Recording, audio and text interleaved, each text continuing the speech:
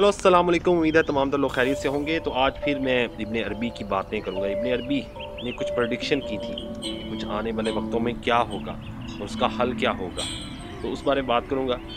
इब्ने अरबी ने आज से बहुत साल पहले आजकल की दुनिया के हवाले से प्रेडिक्शन कर दी थी जो आजकल हम देख रहे हैं। तो ये वीडियो आपने आखिर तक ज़रूर देखनी है, क्योंकि आखिर में इब्ने अरबी ने इसके हल भी दिए थे कि आपने ऐसे हालात में क्या करना है।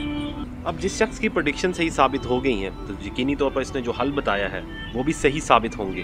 तो मैं यही कहूँगा, आप ये वीडियो आखिर तक ज़रूर देखिएगा ताकि आपको मालूम हो सके इस मुश्किल और कठिन वक्त से आप कैसे निकल सकते हैं। तो आज की वीडियो में आपको इब्ने अरबी की वो पेशन गोइयाँ प्रेडिक्शन बताऊँगा जो आज तक सही साबित हो चुकी हैं और फ्यूचर में भी उनके सही साबित होने का इम्कान है। दुनिया के अदब में 3 सफ़रनामे आलम बाला की खबर लाते हैं और ये सफ़र आलम हैरत के हैं और रूहानी तजर्बात से भरे पड़े हैं। इनमें से आखिरी अल्लामा इकबाल का जावेद नामा है और इससे पहले तांते की डिवाइन कॉमेडी और इस तर्ज तहरीर के बानी मोहिउद्दीन इब्ने अरबी की फतुहात मक्का है।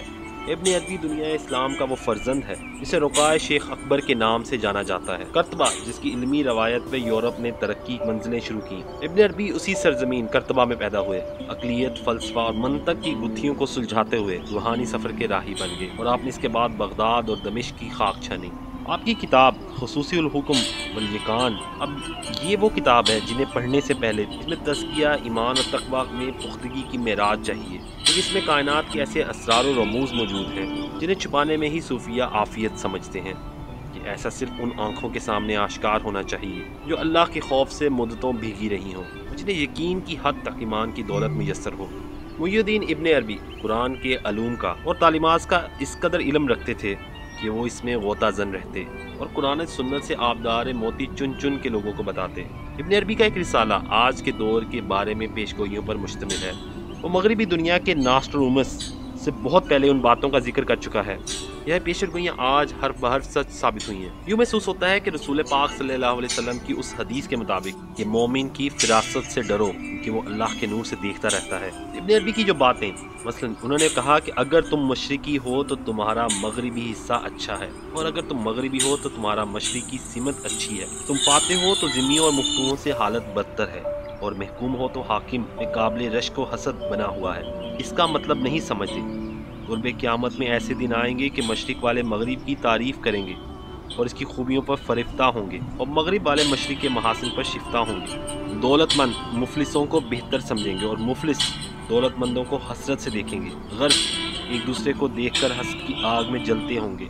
लोग अपने अंदर की खुशियों और खूबियों को भूल जाएंगे। और इब्ने अरबी का कहना था कि इस दौर में खुशी शराब की एवज़ खरीदी जाएगी। इंसान को कदर इत्मीनान और सुकून सिर्फ नींद की नीम बेहोशी में मुयस्सर आएगा।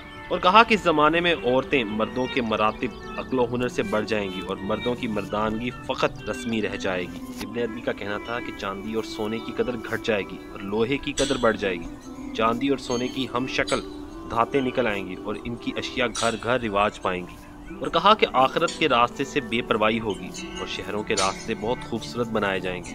बाजारों में बैठकर खाना फ़ख्र समझा जाएगा। तुम खाना खाने के लिए भी लोहे के हाथ पाओगे और तुम्हारे दस्तरख्वान सीने के पास चुने जाएंगे। और कहा कि लिबास दामन बरीदा पहनाया जाएगा और इसमें इतनी ज़्यादा किस्में होंगी कि आज इनका ख्याल आना भी दुश्वार है। माँ बाप की इज़्ज़त मिसल एक दोस्त के होंगी और बीवियों को सजदा किया जाएगा। मज़हब का नाम लेकर हुकूमत की जाएगी, लेकिन सही मायनों में मज़हब की पाबंदी ना होगी। उस्तादों की हुर्मत छीन ली जाएगी। तुम्हारी जूतियाँ ज़मीन की पुश्त को ठुकराने वाली और चलने में तुमको मगरूर बनाने वाली होंगी। तुम जूतों के आगे सर झुकाओगे और अमामों को पामाल करोगे। बाज़ारों में तुम देखोगे कि रात के वक्त सूरज सवा नेज़े पर नज़र आता है। ये सूरज जगह जगह होंगे और तुमको सुहानी रोशनी देंगे, मगर इस वक्त तुम्हारी बिसारत और बसीरत में खलल पड़ जाएगा। खैरात लेने और देने के नित नए ढंग निकल आएंगे। नफसी नफसी की पुकार होगी। कोई किसी के नेक और बद से सरोकार ना रखेगा।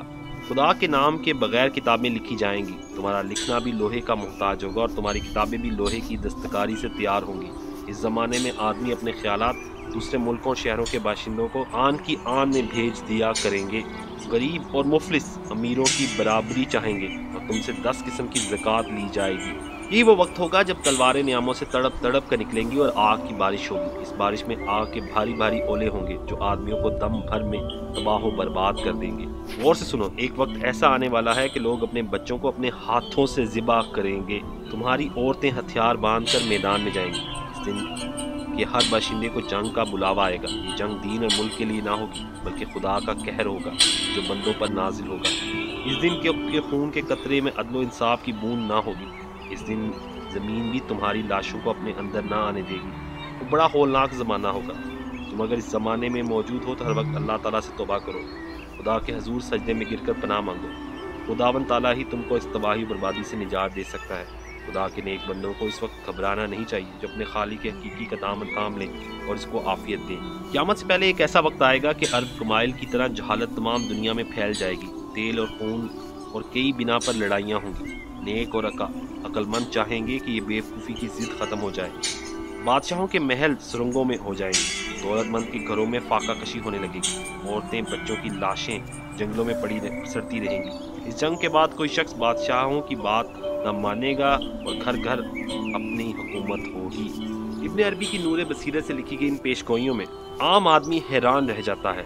और अगर कोई इल्म के समुंदर में उतरने की कोशिश करे जो कि सादिक हज़रत मोहम्मद मुस्तफ़ा सल्लल्लाहु अलैहि वसल्लम ने रहती दुनिया के मुसलमानों के लिए अता किया था, तो आज के दौर की फितना फसाद और कत्ल व गारत गरी और बेचैनी और फसाद की तह तक पहुँचने के लिए उन सब के इसबाब तलाश करने